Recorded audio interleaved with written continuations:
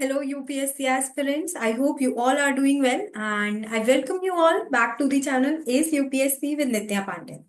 आज के इस वीडियो में हम बात करने वाले हैं एक बहुत ही इंपॉर्टेंट टॉपिक के बारे में and today I will be telling you about some important books जो कि आप अपने आंसर्स और एसेज में यूज कर सकते हो to improve and to do some value addition in your answers. क्योंकि देखो, जनरलिस्टिक पॉइंट्स तो हम सभी लोग लिख लेते हैं, लेकिन कुछ ऐसी चीजें जो आपके आंसर्स को वैल्यूज प्रोवाइड करें, उन्हें यूनिक बनाएं और दूसरे आंसर्स से हट के बताएं। तो आज मैं आपको कुछ बुक्स बताऊंगी, जैसे कि the idea of India, the India way. मैं उसका एक डिस्क्रिप्शन और बेसिक थीम भी आपको बता दूंगी और उसके कुछ पॉइंटर्स बता दूंगी। ये पूरी पीडीएफ आपको मेरे टेलीग्राम चैनल नित्या पांडे मेंटोरशिप ग्रुप में मिल जाएगी। और साथ में मैं आपको ये भी बताऊंगी कि इन बुक्स के लिए आप चैट जीपीटी का यूज कैसे कर सकते हैं। So aspirants, let's start. So overall मैं यहाँ पर आपके लिए 25 बुक्स लेकर आई हूँ, ठीक है, जिनको आप अपने डिफरेंट जीएस के पेपर्स में यूज कर सकते हो।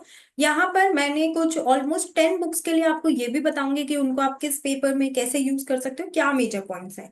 बाकी 25 बुक्स हैं, तो बाकी बचे हुए बुक्स का मैंने बेसिक थीम आपको दे दिया है। अगर आपको उसके और पॉइंट्स चाहिए तो चैट जीपीटी को कैसे क्या प्रॉम्प्ट देना है वो मैं आपको बता दूँ। So the first book over here is reputation economics, ठीक है। इसके ऑथर हैं जोशुआ क्लीन। अगर हम इस बुक की बेसिक थीम की बात करें तो ये क्या करता है, ये एक्सप्लोर करता है the concept of reputation in changing the economics, ठीक है। तो ये क्या बात कर रहे हैं कि जो रेप्यूटेशन है वो एक पावरफुल करेंसी की तरह इमर्ज हुई है due to the transformation in digital technologies etcetera. अगर इसके हम मेजर पॉइंट्स की बात करें, ठीक है, तो जैसे कि रेप्यूटेशन जो है वो न्यू करेंसी की तरह इमर्ज हुआ है। फॉर एग्जांपल, जो फ्रीलांसिंग प्लेटफॉर्म्स हैं, ठीक है, वो आपकी रेटिंग पर ज्यादा ध्यान देते हैं। फॉर एग्जांपल हम जोमेटो पे अगर देखें तो जिस यूजर और जिस राइडर की रेटिंग अच्छी होगी उसको ज्यादा वो जाएंगे ऑर्डर्स, कह लो, ठीक है। फॉर एग्जाम्पल अगर हम ई कॉमर्स अमेजोन की बात करें तो बायर्स हम ज्यादातर अपने डिसीजन इस पर देखते हैं कि किसको 5 स्टार रेटिंग मिली है। That is what we mean by reputation economics. इसको आप अपने जीएस 3 के आंसर्स में यूज कर सकते हो, जीएस 1 के आंसर्स में, एंड डेफिनेटली ये सभी बुक्स एसए में तो यूज होने ही वाली हैं। फिर जैसे टेक्नोलॉजी का क्या रोल है, फॉर एग्जाम्पल उबर भी 2 तरह के रेटिंग सिस्टम यूज करते हैं for rating both drivers and consumers. जैसे अगर हम सोशल मीडिया इन्फ्लुएंसर्स का देखें तो उनको भी उस बेसिस पे मिलता है कि किसके लाइक्स ज्यादा है, किसके शेयर्स ज्यादा है, किसके कमेंट्स ज्यादा है, किसके फॉलोअर्स ज्यादा है, etcetera. Then opportunities and risk की भी हम बात करें तो जैसे कि क्राउड फंडिंग प्लेटफॉर्म्स हो गए, स्टार्टअप्स जिनकी रेपुटेशन अच्छी होती है, जिनका प्रूवन ट्रैक रिकॉर्ड है, उनको ज्यादा अच्छी फंडिंग मिलेगी। तो इस तरह से आप ये देख सकते हो बेसिक थीम और कहाँ कहाँ पर आप इसको यूज कर सकते हो। Now just a minute. Next book is zero marginal cost society, ठीक है। ये बुक लिखी है जेरेमी रिफ्किन ने। अगर हम इस बुक की बेसिक थीम की बात करें तो ये बता रहे हैं कि कैसे एडवांसमेंट इन टेक्नोलॉजी, पर्टिकुलरली किसमें, ऑटोमेशन और रिन्यूएबल एनर्जी में, वो कैसे कॉस्ट ऑफ प्रोड्यूसिंग गुड्स को कम कर रहा है, ठीक है। तो automation, renewable energy etcetera. So now अब इसको हमें देखना है कि इसको हम यूपीएससी में कैसे यूज कर सकते हैं। सो रिफ्किन क्या बता रहे हैं कि जो मार्जिनल कॉस्ट है, ठीक है, जिस पर एक एडिशनल यूनिट ऑफ गुड और सर्विस प्रोड्यूस किया जाता है, वो जीरो आ रही है कई सेक्टर में। किस वजह से? Due to automation and renewable energy, ठीक है। अब इसमें जैसे कि where we can use it, तो इसका इम्पैक्ट क्या हो रहा है, इंटरनेट ऑफ थिंग्स की वजह से ऐसा हो रहा है। अगेन ये चीजें आप अपने जीएस 3 के पेपर में यूज कर सकते हो। रिन्यूएबल एनर्जी की वजह से, जो कि अलाउ कर रहे हैं इंडिविजुअल्स को उनकी खुद की एनर्जी जनरेट करने के लिए और कॉस्ट कम कर रहे हैं। ओके, सो इस तरह के आप मेजर मेजर पॉइंट्स हर बुक के निकाल सकते हो। Next is tyranny of merit and it is written by Michael Sandel, ठीक है। अगर इस बुक के बेसिक थीम की हम बात करें तो ये रिवॉल्व करता है अराउंड द आइडिया कि what are the sum of the, ये क्रिटिक करता है मेरिटोक्रेसी को बेसिकली, कि मेरिटोक्रेसी से क्या क्या चैलेंजेस हैं। ओके, सो इसको अगर हम देखें तो इधर पे अगर हम मेरिटोक्रेटिक सिस्टम की फ्लॉज की अगर हम बात करें, ठीक है, तो क्या बता रहे हैं माइकल यहाँ पे कि जो मेरिटोक्रेसी है वो स्ट्रक्चरल इनइक्वालिटीज को इग्नोर कर देता है। जैसे कि अगर हम देखें तो elite educational institutions, for example IITs, IIMs में जो कास्ट डिस्क्रिमिनेशन हो रहा है वो नहीं दिखाता है मेरिटोक्रेसी। इसमें जैसे आप अगर चाहो तो द हिंदू एक्सेट्रा, ये सब जहां पर रियल लाइफ एग्जांपल्स अगर किसी बुक के आपको मिलते हैं, so that would be good. For example आप इसमें देखो, मैं यहाँ पे आपको ये भी दिखा सकती हूँ कि जैसे कौन सा टॉपिक कहाँ पर आप यूज कर सकते हो। जैसे अगर GS moral arrogance of the successful, ठीक है, इसमें क्या लिखा है कि जो मेरिटोक्रेसी है वो एक sense of moral superiority foster करता है। जैसे कि जो सीईओज हैं सक्सेसफुल स्टार्टअप के, ये इसी बुक का पॉइंट है, इसी बुक में ये आइडिया दिया हुआ है। वो काफी बार एट्रीब्यूट करते हैं अपनी सक्सेस टू हार्ड वर्क और इग्नोर कर देते हैं प्रिविलेजेस कि उनको मौका मिला अच्छे स्कूल्स कॉलेजेस में जाने का, which was not available to some person of the vulnerable section of the society. And this is a point from Indian Express. ठीक है, फिर इसको आप success is not always the result of individual effort इस तरह के ऐसे में यूज कर सकते हो। जीएस पेपर 4 में एथिक्स इन लीडरशिप और डिसीजन मेकिंग में यूज कर सकते हैं।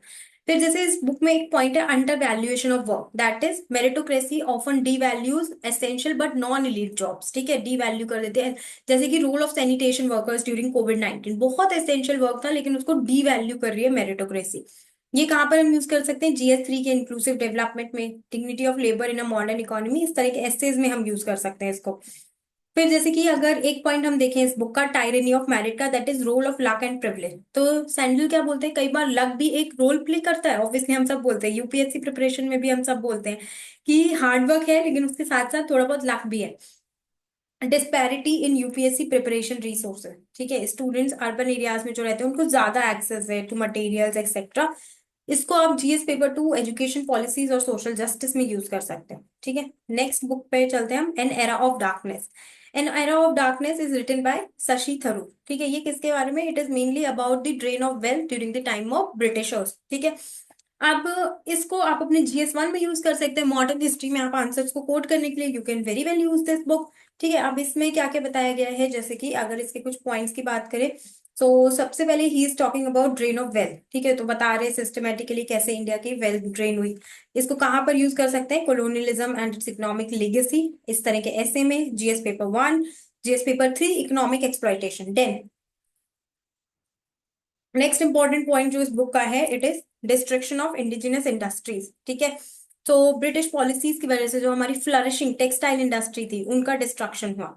ओके, तो यहाँ पर हम इसको, अगर आपको कंटेम्प्रेरी लिंक बनाना है तो आप इसका parallel draw parallels with how globalisation can disadvantage local industries. ठीक है, इसका पैरेलल बना सकते हैं कि ब्रिटिशर्स के टाइम पर कैसे हमारी टेक्सटाइल इंडस्ट्रीज को लॉस हुआ और आज के टाइम पे ग्लोबलाइजेशन की वजह से कैसे हमारी local industries, for example due to the coming of Zepto, Blinkit, Walmart, हमारी जो लोकल किराना स्टोर्स है उनको इम्पैक्ट हो रहा है। देन फेमाइन्स और एक्सप्लॉइटेटिव एग्रीकल्चर पॉलिसीज थी during the time of Britishers, जैसे कि बंगाल फेमाइन ऑफ 1943। कंटेम्प्रेरी में हम इसको फूड सिक्योरिटी और ethical responsibility of government in modern time से लिंक कर सकते हैं। टॉपिक अगर हम देखें तो जीएस पेपर 3 ऐसे से डेफिनेटली सब रिलेट हो सकता है। ठीक है, ये पूरी पीडीएफ आपको टेलीग्राम चैनल पे मिल जाएगी फ्री ऑफ कॉस्ट, वहां से आप ले सकते हैं और पॉइंट्स पढ़ सकते हैं। मैं एक बेसिक आइडिया आपको बता देती हूँ and then you can keep using this in your answers. Next book पर चलते हैं हम।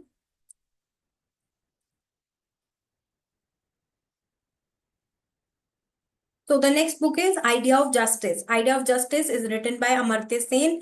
ठीक है, इसमें बेसिकली अमर्त्य सेन क्रिटिक करते हैं ट्रेडिशनल थ्योरीज ऑफ जस्टिस जो कि मेजरली फोकस कर रही हैं आइडियल इंस्टीट्यूशंस पे।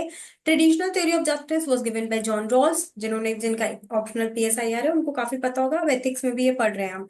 ठीक है, तो सेन क्या बता रहे हैं कि हमें कंपैरेटिव जस्टिस की जरूरत है जो कि रिड्यूस करता है injustice in real world context. ये कैपेबिलिटीज अप्रोच पे फोकस कर रहे हैं। कैपेबिलिटीज अप्रोच इज बेसिकली कि हमें लोगों को स्किल करना होगा, उन्हें एजुकेशन प्रोवाइड करनी होगी, हेल्थ प्रोवाइड करनी होगी, ताकि सच में सोसाइटी में इनजस्टिस से डील किया जा सके। ओके, अब इसको जैसे फर्स्ट पॉइंट तो इनका यही है, कैपेबिलिटीज अप्रोच। ठीक है, लोगों की कैपेबिलिटीज एनहांस करना, जिसका example, real life example can be MNREGA. Use कर सकते हो इसको आप welfare schemes for vulnerable sections में।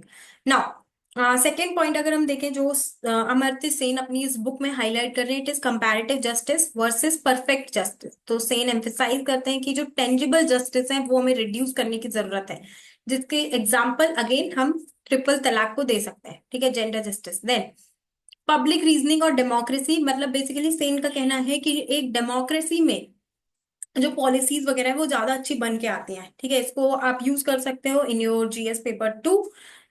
So, role of civil society in governance. Then, plurality of justice and global perspective. तो सेन बताते हैं कि हमें जो डिफरेंट व्यूज हैं अक्रॉस कल्चर्स एक्सेट्रा उनको भी लेना चाहिए। So that is that. ठीक है, इसको आप डिफरेंट टॉपिक्स यहाँ पे यूज कर सकते हो।